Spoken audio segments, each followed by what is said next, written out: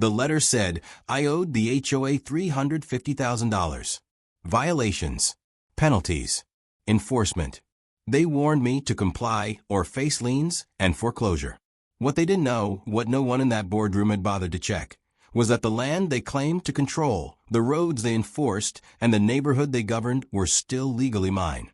And the moment I opened the old deed, their authority began to collapse. If you believe real justice comes from facts, property rights, and watching unchecked power fall apart on paper, subscribe now, because this story proves ownership beats intimidation every time. The envelope arrived without warning, thick and official, slid between advertisements and bills like it belonged there. The return address carried the HOA's name in bold lettering, the kind meant to command attention before it was even opened. I didn't rush. HOA letters were routine, usually filled with reminders about landscaping standards or noise complaints meant for people who lived inside their rules. I didn't. Still, I opened it at the kitchen table, unfolding pages that smelled faintly of toner and confidence. The first line stopped me cold. A notice of violations. The second line was worse. A total fine assessed, $350,000. The number sat on the page without explanation, as if its size alone was meant to intimidate. I read it twice, slower the second time. The violations listed were absurd. Unauthorized structures, improper land use, failure to comply with HOA covenants. Every accusation assumed something fundamental, that the HOA had authority over my land. That assumption was wrong, but the letter didn't acknowledge uncertainty. It spoke with certainty sharpened into threat. Deadlines were included, consequences outlined, liens mentioned casually, as if they were inevitable. I set the papers down and stared out the window. My land had never been part of their association. It predated the neighborhood by decades. I'd owned it long before the first foundation was poured, before streets were named, before the HOA existed as anything more than a line in a development proposal. The idea that they could fine me for violations on my own property wasn't just insulting. It was impossible, unless someone had made a mistake. I called the number listed, expecting confusion or correction. What I got was confidence. The representative spoke smoothly, explaining that my parcel fell within the HOA's managed area. When I questioned that, she transferred me to someone else. The next voice was firmer, more authoritative, less interested in discussion. They insisted the fines were valid.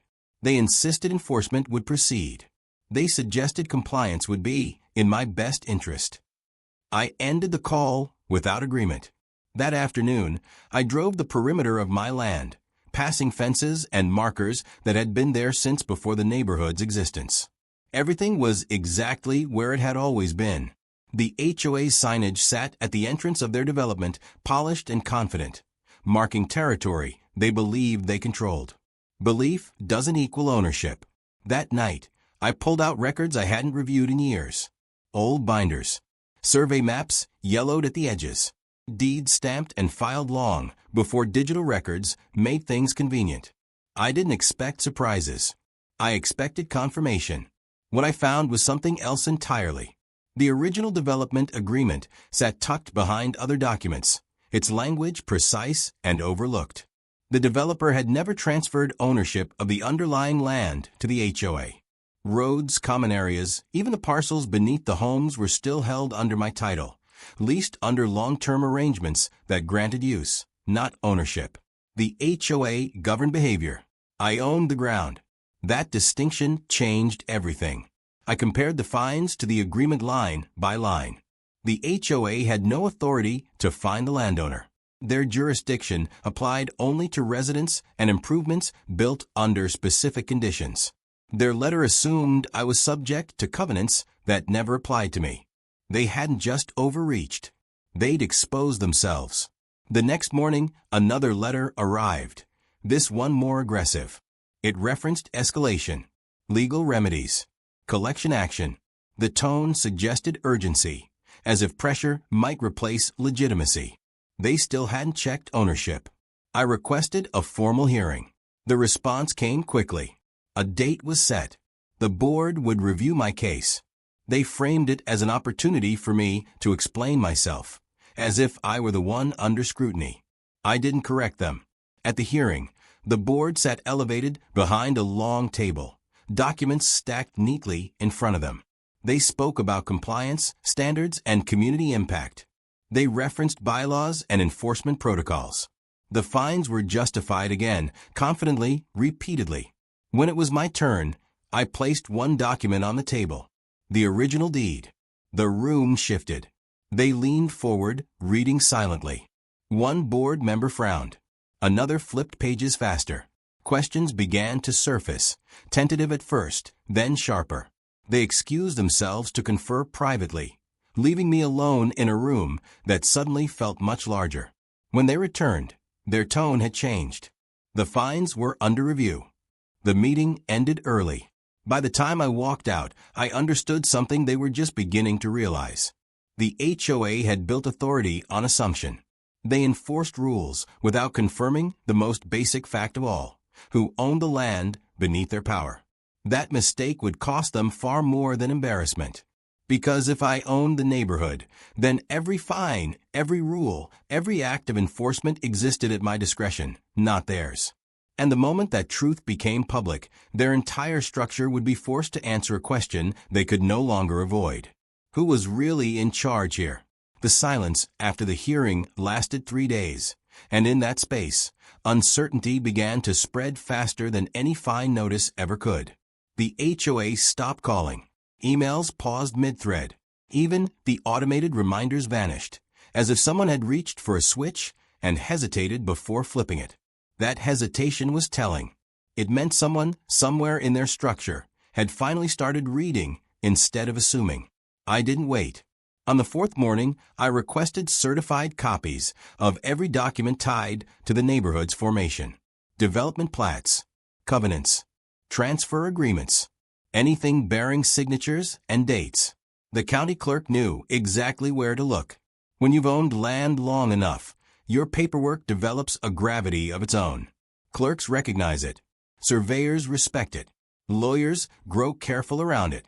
By afternoon, I had a stack of records that confirmed what the deed suggested. The developer had never conveyed title to the HOA. Instead, they recorded a long-term management agreement, granting the association authority to enforce rules among residents, not ownership of the land itself. Roads, common areas, green spaces, even the soil beneath the homes remained under my title, leased with conditions that were never meant to be invisible. Invisible, however, was exactly what they'd become. For years, the HOA operated as if governance equaled ownership. Residents accepted fines and rules because no one questioned the foundation beneath them. That foundation was still mine, quietly holding everything up while someone else claimed control of the structure above it.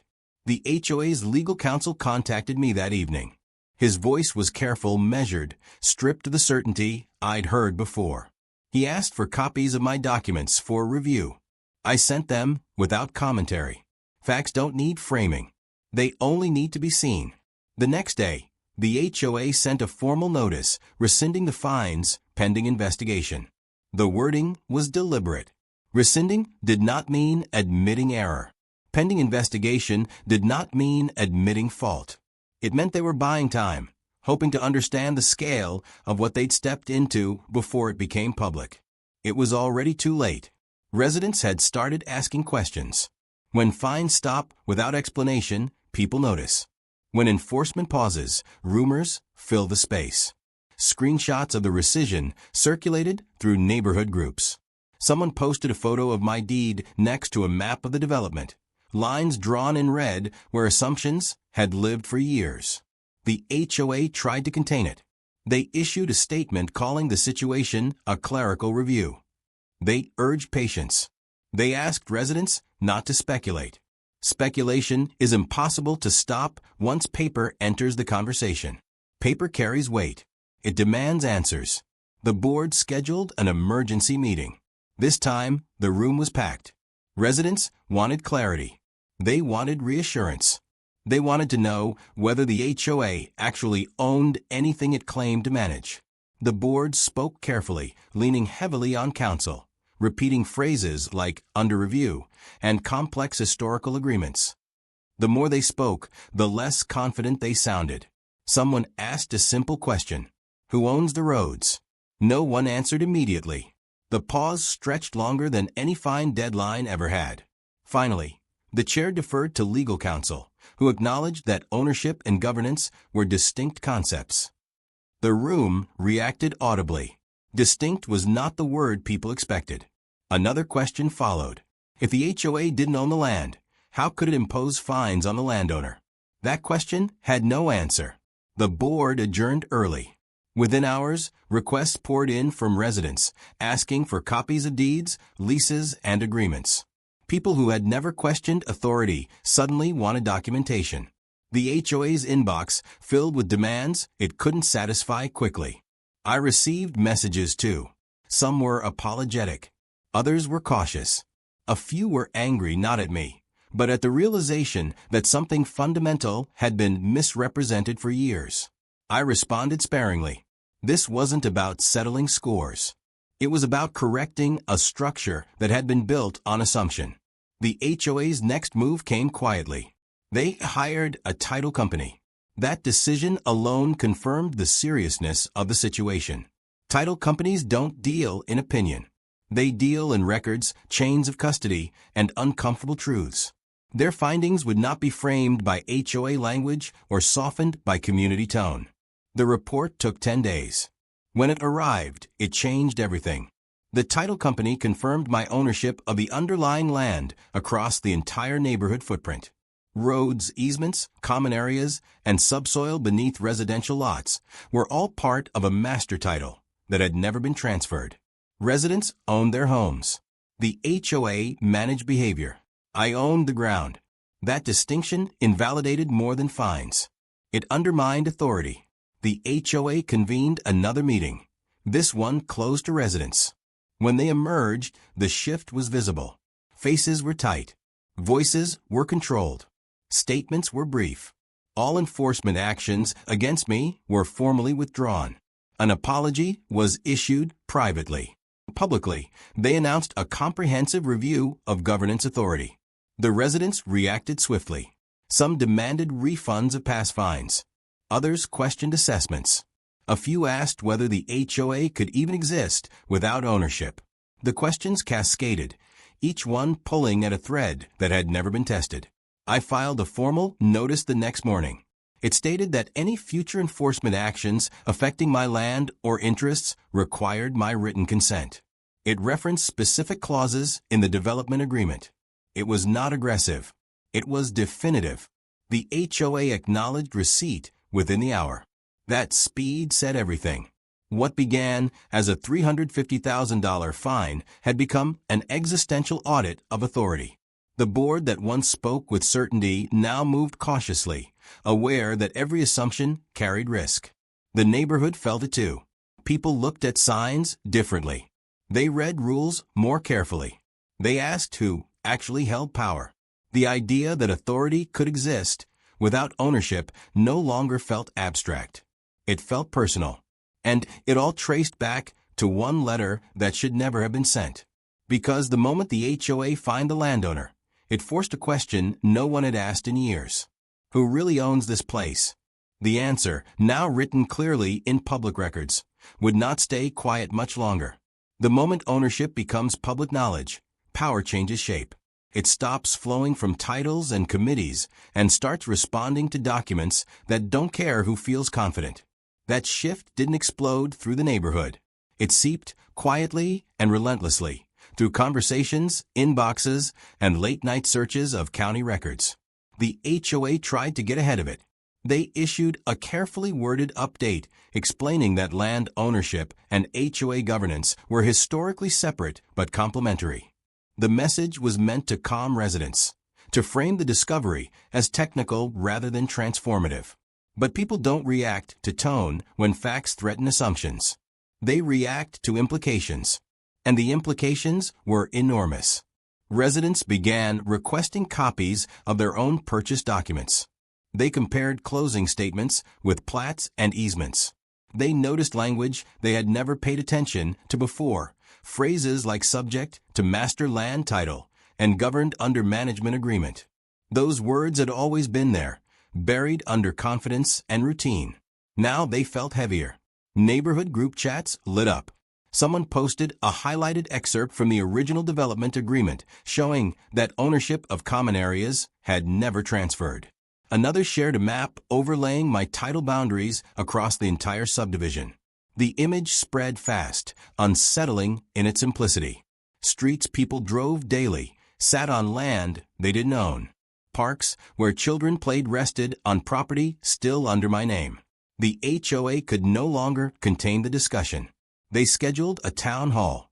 This one was open. The room filled beyond capacity. People stood along walls, sat on floors, leaned in doorways. The atmosphere wasn't angry yet. It was alert. People were listening differently now, filtering every word for substance instead of reassurance. The board opened with a statement emphasizing continuity. They explained that residents still owned their homes, that nothing about daily life would change immediately, that the HOA still existed. They spoke carefully, choosing words designed to reassure without promising. Then the question started. If the HOA didn't own the land, what exactly did it control? Could it issue fines? Could it enforce liens? What about assessments? What about the roads? Each question chipped away at the structure they'd relied on for years. The legal counsel answered where he could, deflected where he couldn't, and promised follow-up where clarity was still forming. The more he spoke, the clearer one thing became. The HOA's authority was narrower than anyone had been told. I sat quietly in the back. I hadn't planned to speak, but the board asked me to clarify one point when the conversation stalled. They wanted confirmation that I did, in fact, own the underlying land. I stood, stated my name, and confirmed the title without elaboration. I referenced the county records and the title report. That was enough. The room reacted, not loudly, but collectively. A low sound, part surprise, part realization, rolled through the crowd. People looked at each other differently now. Not suspicious, just recalibrating. Someone asked me what I planned to do. The question carried fear and curiosity in equal measure. It assumed that ownership meant leverage, that leverage would be used. I answered honestly. I said I had no interest in disrupting lives. That my land had been developed under agreements meant to function smoothly. That my issue was never control, only correction. The fines had forced a review. The review had revealed the truth. What happened next would depend on how responsibly the HOA handled it. That answer steadied the room, not because it erased risk, but because it clarified intent. Ownership doesn't have to be adversarial. It just has to be acknowledged. The HOA closed the meeting early, not out of panic, but exhaustion. Too many assumptions had collapsed in one evening. People needed time to process what governance meant when divorced from ownership. Processing took days. Residents asked about refunds, about future assessments, about liability if something happened on land they didn't own. The HOA responded slowly, consulting counsel, revising language, issuing interim guidance that avoided commitments. The word interim appeared everywhere. In the meantime, something subtle changed. People stopped accepting notices automatically. They read them. They questioned wording. They asked whether a rule applied to them or merely governed behavior under certain conditions. Authority no longer traveled one direction. It met resistance in the form of curiosity. That resistance wasn't hostile. It was informed. The HOA board met repeatedly behind closed doors. When they emerged, their statements grew shorter and more precise. They announced a suspension of new enforcement actions pending clarification of authority. They paused fine issuance across the neighborhood. That pause spoke volumes. Without fines, the HOA felt different, less intimidating, more administrative. The power people assumed it held had been rooted in consequence. Remove consequence, and the structure looks thinner. Residents noticed. So did vendors. So did insurers. Questions came from outside now, from companies that interacted with the HOA assuming it owned what it managed. Contracts were reviewed. Policies re-examined. Everyone wanted to know who bore ultimate responsibility. The answer led back to my title every time. I filed another notice, this one broader. It clarified that while existing use agreements remained valid, any expansion of authority, new encumbrances, or financial instruments affecting the land required my consent. The notice was recorded publicly, not as a threat, but as a boundary. Boundaries matter more once they're visible. The HOA acknowledged the notice publicly. That acknowledgement was the moment the neighborhood crossed a line. Ownership was no longer rumor or speculation. It was recognized, recorded, and accepted as fact. Residents reacted in different ways. Some felt relieved, trusting that a single landowner was preferable to an unchecked board. Others felt uneasy, grappling with the idea that their neighborhood rested on someone else's title. Most felt something else entirely. Awareness. Awareness changes behavior. People treated notices differently. They attended meetings they'd ignored before. They read documents they'd signed years ago without thought. Governance stopped being background noise and started being a shared responsibility. The HOA board shrank under that scrutiny. Not in size, but in posture. They spoke less and listened more. They deferred decisions. They asked for time. They acknowledged limits openly. The fines that started it all were forgotten now. The $350,000 demand felt like a distant mistake, overshadowed by a larger realization. The HOA had never owned what it claimed to control. And once that truth became public, nothing built on assumption could stand unchanged. The next chapter would show whether the HOA could survive that truth, or whether the structure itself would begin to collapse under the weight of its own misunderstanding. Once ownership was acknowledged publicly, the HOA stopped functioning the way it always had. Not because anyone dismantled it deliberately, but because the foundation it relied on no longer supported the weight placed on it. Authority that depends on assumption collapses the moment that assumption is removed. The first visible failure appeared in enforcement. Violation notices dropped to zero. Not slowed. Not reduced. Stopped. Board members hesitated to sign anything that could be challenged later. Legal counsel reviewed every draft, often returning them marked with questions instead of approvals. The process that once moved quickly now stalled at every step. Residents noticed immediately. Some welcomed the quiet. Others felt uneasy, unsure whether the absence of enforcement meant freedom or instability. Rules that had once felt rigid suddenly seemed optional, not because anyone announced a change, but because no one enforced them.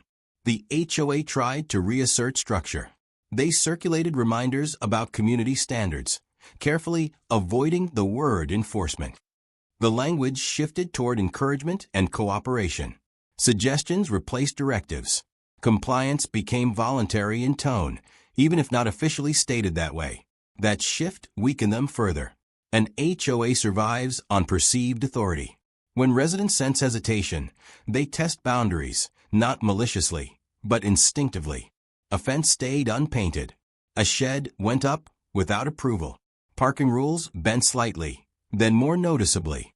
The board discussed responses but took no action. They couldn't. Any enforcement risked reopening questions they were desperate to contain. Every violation letter carried the possibility of legal challenge, and every challenge would circle back to ownership. The board chose inaction, hoping stability would return on its own. It didn't. The second failure came from finances. Assessments depended on compliance, and compliance depended on authority. When residents began questioning the HOA's power, payments slowed. Not stopped outright, but delayed. People asked for clarification before paying. Some withheld funds pending resolution. Others demanded escrow until governance was settled. Cash flow tightened. Vendors noticed first. Landscaping companies asked for assurances. Maintenance contractors requested confirmation of payment authority. Insurance providers flagged policies for review. Every outside relationship that assumed the HOA owned or controlled land now required proof. Proof they didn't have. The board convened an emergency session to address finances. Discussions grew tense. Some members argued for aggressive collection to reassert dominance. Others warned that doing so would invite lawsuits the HOA could not afford. The room divided along a line no one had expected to face. Power versus survival. They chose survival. Collections paused. The third failure was political. Board members began resigning. Not dramatically, but quietly. One cited personal reasons. Another referenced workload. A third simply stopped attending meetings. Each departure left fewer people willing to sign documents or take responsibility for decisions that could later be challenged. Leadership thinned. Remaining members grew cautious to the point of paralysis. Decisions were deferred. Committees dissolved.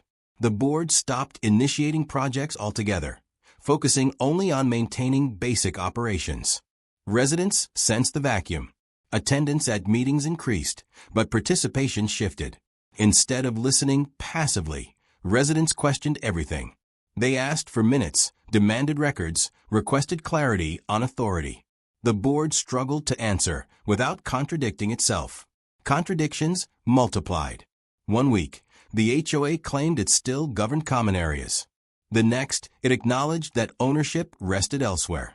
One notice suggested enforcement would resume. The next clarified that all actions were under legal review. Consistency vanished. I watched the collapse unfold without intervening. Not because I didn't care, but because intervention would have distorted the outcome. The HOA needed to confront the reality it had ignored. Ownership had never been transferred. Authority had been assumed. Correction could not be gentle if it was to be permanent. The residents began organizing independently. Small groups formed to discuss options. Some advocated dissolving the HOA entirely. Others suggested renegotiating agreements, with me as the landowner. A few proposed restructuring the association as a service organization rather than an enforcement body. Ideas multiplied. The board could not keep up. They issued a statement acknowledging significant governance challenges and announced the formation of a task force to explore solutions. The task force had no timeline and no mandate beyond discussion. Residents were unimpressed. They wanted answers, not process. The legal counsel recommended mediation. Not with residents. With me. That recommendation reached the board reluctantly, delivered as a necessity rather than a strategy. Without my cooperation, any restructuring would lack legitimacy.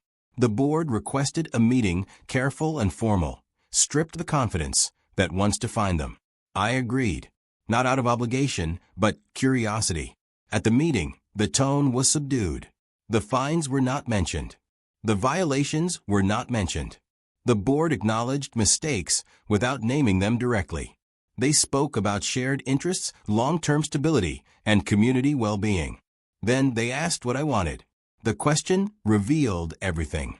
Authority no longer flowed from them. It had inverted. They needed my consent to move forward, and everyone in the room understood it. I answered simply. I said I wanted clarity, clear agreements, clear boundaries, clear acknowledgement of ownership and authority. I wanted the HOA to function within the limits of what it actually controlled, without assumption or overreach. They nodded. Clarity sounded achievable. It sounded reasonable. It also required dismantling much of what they had built. The board requested time. More time. Time had become their default response. Meanwhile, the neighborhood drifted. Without firm governance, standards varied. Some residents appreciated the freedom. Others missed predictability. The idea that the HOA might collapse entirely no longer seemed impossible. It seemed likely. The structure had failed not because of malice or rebellion, but because it was never properly anchored. Authority built on misunderstanding cannot survive correction. By the end of the month, the HOA announced it would suspend operations temporarily while restructuring options were explored. Temporary suspensions have a way of becoming permanent. The neighborhood absorbed the news quietly. People adjusted. Life went on. But something fundamental had changed. The HOA no longer defined the community. Ownership did. And ownership does not need meetings, votes, or confidence to exist. It simply exists. The next chapter would show what happens when an HOA realizes it can't reclaim authority, and whether it chooses to adapt honestly or dissolve under the weight of its own assumptions. The suspension was meant to calm things down. Instead, it clarified everything. Once the HOA announced it was pausing operations, the neighborhood understood that authority had already slipped beyond recovery. People didn't celebrate. They adjusted. Adjustment is what happens when power no longer feels real. The first change appeared in tone. Emails from the HOA stopped entirely. No reminders. No warnings. No updates beyond a single message stating that restructuring discussions were ongoing. Silence replaced the constant low-level pressure residents had grown used to. For many, that silence felt strange at first, like the absence of a sound you only notice once it's gone. Then daily behavior shifted. Residents parked more freely, not recklessly, but without fear of citation. Landscaping choices diversified. People repaired homes without submitting forms. The neighborhood didn't descend into chaos. It relaxed. The rules that had once been enforced rigidly revealed themselves as preferences more than necessities. That realization unsettled some residents. A few worried that without an HOA, property values would fall. Others feared disputes without an arbiter. Conversations moved from frustration to uncertainty. The idea of self-regulation sounded appealing until people considered what it actually meant. They wanted structure, just not the kind that had failed them. Community meetings began forming organically. Not official, not recorded. Groups gathered in garages and backyards, discussing options. Some advocated creating a new association with limited authority. Others suggested contracting services directly without governance. A few argued that no replacement was necessary at all. The one point of agreement was this: no one wanted to return to assumption-based power. My role in these discussions remained indirect. People knew I owned the land. They also knew I hadn't interfered with daily life beyond correcting overreach. That restraint earned trust more effectively than any statement could. Ownership without interference felt safer than authority without legitimacy. Requests began arriving. Not demands. Requests. Residents asked whether I would consider formalizing access agreements. Others asked about road maintenance responsibilities. Some wanted clarity on easements and utilities. Each request came with awareness, framed carefully, grounded in respect. I responded consistently. Existing agreements would remain honored. Roads would remain accessible as they had been. Utilities would continue uninterrupted. Any future changes would be discussed openly. Nothing would be imposed. That consistency stabilized things. Without the HOA's constant enforcement, people realized that most systems already worked. The neighborhood didn't need surveillance to function. It needed clarity about responsibility. Once that clarity existed, cooperation followed naturally. The former HOA board struggled privately. They had expected resistance, lawsuits, chaos. Instead, they watched relevance fade. Residents stopped waiting for guidance. Decisions happened without them. Their authority had not been taken. It had been outgrown. One board member reached out individually, not as an official representative, but as a neighbor. He admitted they had never fully understood the development documents, that they had assumed ownership transferred automatically, that no one had questioned it because enforcement had always worked, until it didn't. He asked whether the HOA had any future at all. I told him the truth. An organization can survive mistakes. It cannot survive misunderstanding its own foundation. If the HOA wanted a future, it would have to redefine itself entirely, abandoning the illusion of ownership and operating only where consent existed. That was a difficult proposition. Consent requires accountability. Accountability requires humility. The HOA had little experience with either. Meanwhile, the neighborhood adapted faster than expected. Maintenance crews were hired collectively. Residents coordinated schedules. Shared spaces were cared for informally. Disputes were handled directly, without escalation. It wasn't perfect, but it was functional.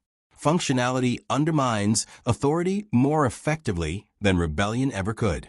The legal consequences of the HOA's collapse began to surface. Insurance policies lapsed. Vendor contracts expired. The HOA's bank questioned its solvency. Without assessments flowing consistently, reserves dwindled. The organization that once threatened six-figure fines struggled to pay basic expenses. That contrast did not go unnoticed. Residents began requesting financial transparency.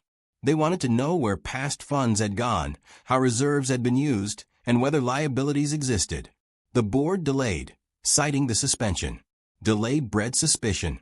Some residents consulted attorneys. Others contacted the county. The idea that the HOA might dissolve entirely became more than speculation. It became a plan discussed openly. Dissolution required addressing ownership questions they had avoided for years. Those questions led back to me every time. I was asked whether I would support dissolution. I answered carefully. I said I would not oppose any decision that respected existing agreements and acknowledged ownership accurately. I would not use ownership to disrupt lives or extract control. My interest was stability grounded in reality. That answer traveled quickly. It reassured those worried about abuse. It frustrated those hoping for confrontation. Most importantly, it removed fear from the conversation. Without fear, decisions become clearer. The HOA announced another meeting. Attendance was lower this time, not because people didn't care, but because they no longer believed the board held solutions. The meeting focused on legal steps toward dissolution or restructuring. The board admitted openly that it could not function as it had. That admission closed a chapter. The HOA that once fined me $350,000 for imagined violations had lost the ability to fine anyone at all. Its power had not been stripped by force. It had evaporated under scrutiny. The neighborhood stood at a crossroads. One path led to rebuilding governance on honest terms. The other led to letting go of an institution that had outlived its legitimacy. Either way, the outcome would be shaped by acknowledgement, not assumption. And that acknowledgement had begun the moment the HOA fined the person who owned the ground beneath their authority. The next chapter would reveal which path the community chose, and what happened when the HOA faced the final decision it could no longer postpone. The decision arrived without ceremony, announced in a short notice that felt deliberately plain. The HOA would no longer operate in its current form. Legal counsel had advised that continuing without clarified ownership and enforceable authority exposed the association to unacceptable risk. The board framed it as a pause pending final determination, but everyone understood what it was. Authority had expired. There was no backlash, no protest, no emergency meetings filled with anger. The neighborhood absorbed the announcement the way people absorb a fact they already know but haven't heard out loud yet. Quiet acceptance spread faster than debate ever could. The board members looked relieved. For months, they had carried the weight of a structure that could no longer support itself. Every signature felt dangerous. Every email carried risk.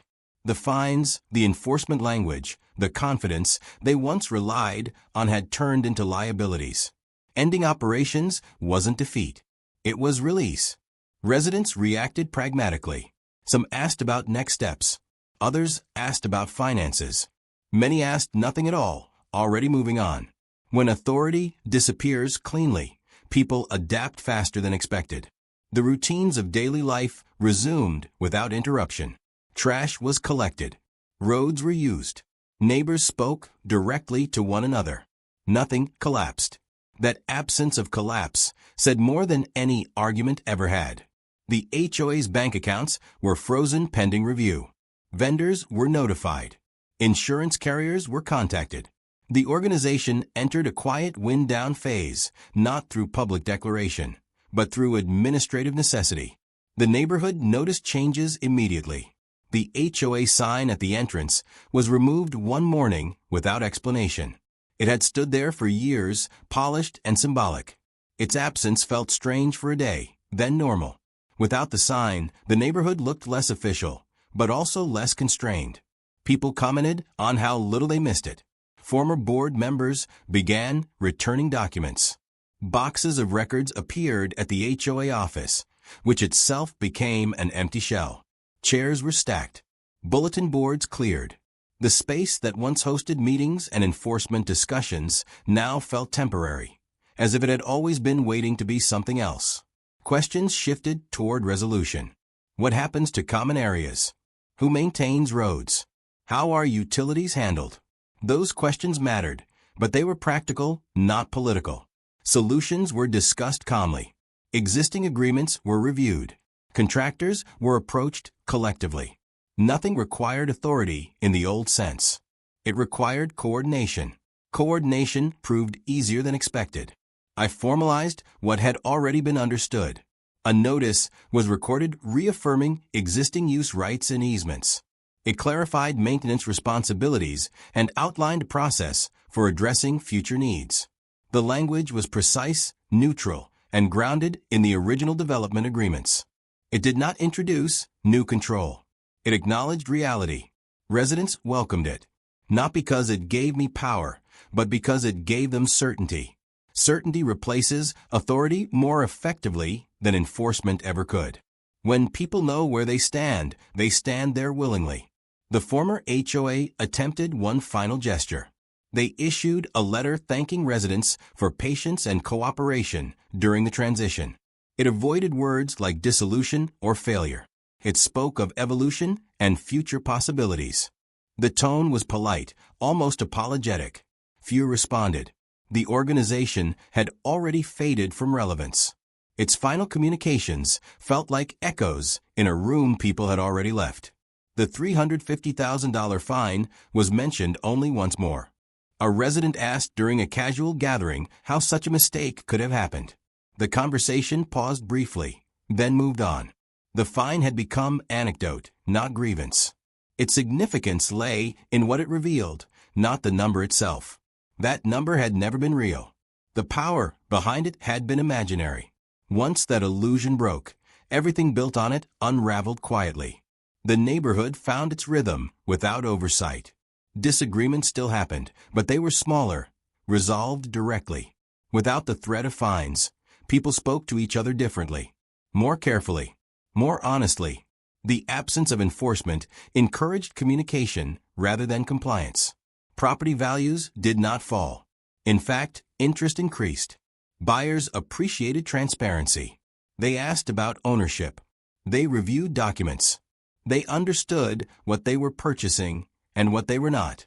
That clarity made the neighborhood more attractive, not less. The land beneath their homes remained stable. Ownership did not change hands dramatically. It remained where it had always been, simply acknowledged now instead of ignored. That acknowledgement stabilized relationships in ways enforcement never could. I received fewer messages over time. Requests tapered off. Questions were answered. The community settled into a pattern that felt sustainable. Not perfect, but honest. The HOA office closed officially at the end of the quarter. The lease was terminated. The space returned to the market. Nothing replaced it immediately. The absence did not create urgency. It created space. Space for new structures, if needed. Or none at all. The former board members returned to being neighbors. Without authority, they became approachable. Conversations that once felt guarded became casual. People spoke openly about what had gone wrong and what they would do differently if given another chance. Those conversations mattered more than apologies. They indicated learning. The lesson was simple. Authority must match reality. When it doesn't, it eventually collapses under its own contradictions. The HOA had not been destroyed. It had expired. Expired things don't explode. They fade, leaving behind whatever was real and discarding what wasn't. The real things remained. Homes, roads, relationships, agreements. The illusion disappeared. The next chapter would show what happens after authority fades, how a community defines itself without enforcement, and whether the clarity gained can outlast the structure that once obscured it. Once the HOA faded, the neighborhood discovered something unexpected. Life did not become chaotic, nor did it become utopian. It became direct. Without an authority figure to appeal to or hide behind, people interacted with one another as individuals again, and that alone changed the tone of everything. The first adjustment was psychological. For years, residents had deferred responsibility upward. Complaints went to the HOA. Disputes were escalated. Decisions were enforced from above. With that structure gone, there was nowhere to redirect frustration except toward conversation. At first, that felt uncomfortable. People hesitated, unsure how to address issues without a mediator. Then, they tried anyway. A parking disagreement was settled with a knock on a door instead of a complaint form. A noise issue ended with a text message instead of a citation. A fence line question was resolved by pulling up maps together instead of threatening fines. None of these interactions were perfect, but they were human, and that humanity softened outcomes in ways enforcement never had. Small systems emerged organically. One group coordinated road maintenance schedules. Another handled landscaping for shared areas. A volunteer committee tracked vendor contacts and costs, sharing everything openly in a shared document. Participation was optional, but transparency made involvement easier. People trusted what they could see. That trust grew quickly. Without the HOA's bureaucracy, decisions happened faster. There were no meetings to schedule weeks in advance, no votes to table, no language to sanitize. If something needed fixing, the people affected discussed it and acted. When disagreement surfaced, it stayed local instead of becoming policy. The absence of fines changed behavior more than anyone expected. People still cared about appearances and order, but they cared for different reasons now. Instead of compliance, motivation came from pride and mutual respect. When no one was watching for violations, residents watched out for each other instead. That shift wasn't universal, but it was dominant. A few residents struggled without enforcement. They pushed boundaries, testing what would happen if rules were ignored entirely.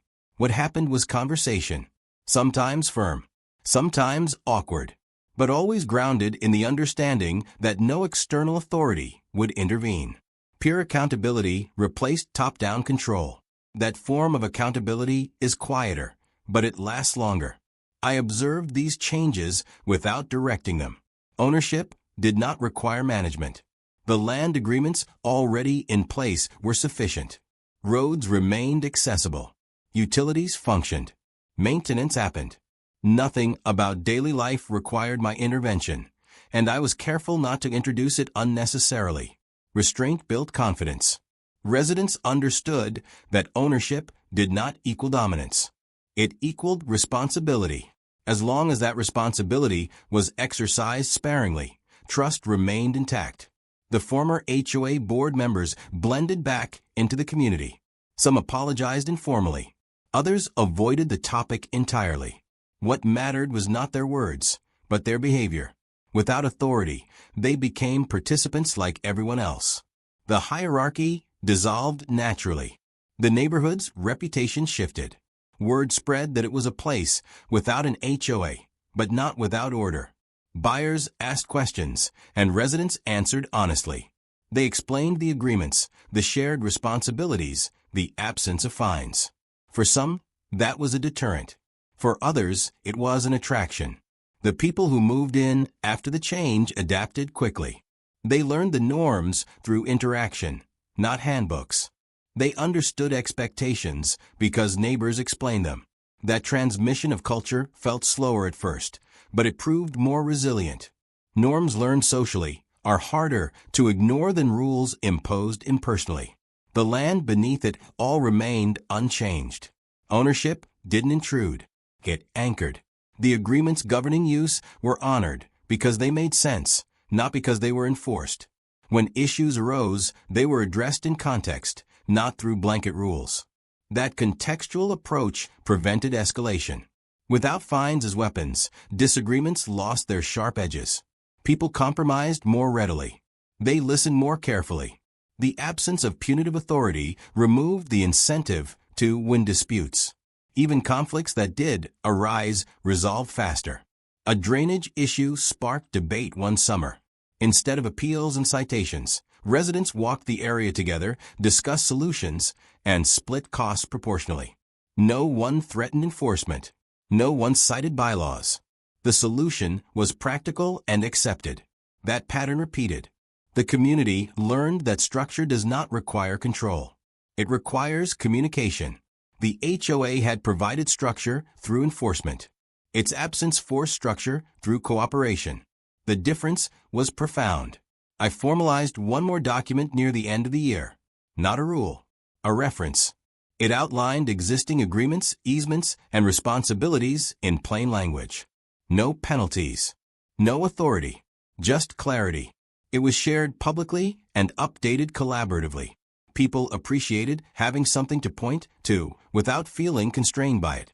That document replaced what the HOA handbook had pretended to be. A guide, not a weapon. The neighborhood stabilized into a version of itself that felt more authentic. Not perfect, not immune to disagreement, but grounded in reality rather than assumption. People spoke differently now. They said we more often than they. Problems were framed as shared challenges instead of violations. Successes were communal, not enforced. The landowner role became background, as it should have been from the start. Ownership doesn't need to announce itself when it's respected. It simply holds space while others live their lives within it. The community had lost its crown. In doing so, it had gained something sturdier. Agency. The final chapter would reveal whether that agency endured beyond novelty, whether the lessons learned during collapse would remain when memory faded and convenience tempted old habits again. Because the true test of any system is not how it works during change, but how it holds once change becomes normal. Years later, the story rarely came up unless someone new asked why the neighborhood didn't have an HOA sign at the entrance. Even then, the explanation was brief and almost casual, stripped of drama and outrage. The collapse that once felt enormous had softened into background knowledge, a quiet reminder of how things used to work and why they no longer did. The land, meanwhile, had never changed. It sat beneath the streets, the homes, the parks, and the routines, unchanged by meetings, fines, or authority. It had been owned, leased, and developed under agreements that were always there, waiting to be acknowledged. When the HOA collapsed, it wasn't the land that shifted. It was perception. That difference mattered. The neighborhood matured into its own rhythm, shaped less by rules and more by shared understanding. People learned quickly that freedom came with responsibility. Without an HOA to blame or lean on, choices carried weight. When something broke, the question wasn't who would enforce a fix, but who was affected and how they would handle it together. That mindset endured. New families moved in and absorbed the culture naturally. They learned expectations through conversations, not violation letters. They learned boundaries through clarity, not punishment. The absence of enforcement never felt like absence of order. It felt like presence of accountability. The roads remained maintained. The shared areas stayed clean. Disputes still happened, but they were resolved in daylight, face to face, without the shadow of authority hovering over every interaction. The fear that property values would collapse without an HOA never materialized. If anything, the opposite happened. Buyers who valued transparency and autonomy sought the neighborhood out. They liked knowing exactly who owned what. They liked that nothing was hidden behind confidence or jargon. They liked that power wasn't abstract. The former HOA never reformed. There were discussions early on about creating a new association with limited scope, but interest faded. People realized they already had what they needed. Coordination without coercion. Structure without threat. Agreements without assumption. The documents that once caused panic now sat archived, referenced occasionally but rarely questioned. Their role was no longer to defend authority, but to anchor understanding. When uncertainty arose, someone pulled them out, not to intimidate, but to clarify. Clarity became the neighborhood's strongest asset. My role continued to recede. Ownership did not require presence. It required consistency. As long as existing agreements were honored, there was no reason to intervene. That restraint preserved trust better than any declaration ever could. Occasionally, someone asked why I hadn't enforced ownership more aggressively once the truth came out. The question usually carried curiosity rather than accusation. I always gave the same answer. Because ownership is not leverage. It is responsibility. Leverage demands use. Responsibility demands restraint. The moment ownership becomes a weapon, it recreates the same imbalance that destroyed the HOA. The lesson would have been wasted if replaced with a new version of the same mistake. The $350,000 fine that started everything became a footnote. People referenced it the way they reference storms or power outages. A moment that forced change. A shock that revealed weakness. Not something to relive, but something to remember. The board members who once signed those letters moved on. Some stayed in the neighborhood, quietly integrated back into normal life. Others sold and left, carrying their own lessons elsewhere. None tried to rebuild what had failed. Experience had taught them what confidence, without verification, leads to. Time reinforced that lesson better than conflict ever could. The land remained patient. It outlasted authority, committees, and paperwork that tried to define it incorrectly. It didn't argue. It didn't escalate. It waited. When the truth surfaced, it simply aligned everything around it. That alignment proved stronger than any fine or rule. The neighborhood stood as evidence of something simple and often ignored. Authority that doesn't match reality will always collapse eventually. Sometimes loudly, sometimes quietly, but always completely. Ownership, when acknowledged honestly, doesn't dominate. It stabilizes. The land never lied. People did. And once the lie was exposed, there was nothing left to enforce, threaten, or collect. Only agreements to honor and lives to live. On quiet evenings, the neighborhood looked like any other. Children played. Cars passed. Lights came on one by one. Nothing about it suggested the upheaval it had survived. That normalcy was the final outcome. Not victory. Not revenge. Not dominance. Just alignment. The HOA had tried to find the land itself. The land had responded by reminding everyone who it belonged to, without ever raising its voice. That reminder reshaped a community more effectively than enforcement ever had. And long after the letters were shredded, the meetings forgotten, and the fines dismissed, the truth remained exactly where it had always been. Under everything.